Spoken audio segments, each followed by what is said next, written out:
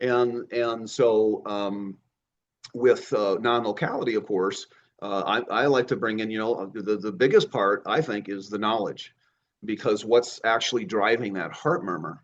And so figuring that out is the biggest thing. When we know what's driving it, then we can tell the angels, hey, come in here and go after that. And of course, the heart, I'm sure you know, has its own nervous system. It has Yeah. its own circulatory system. It fires before the brain does with input.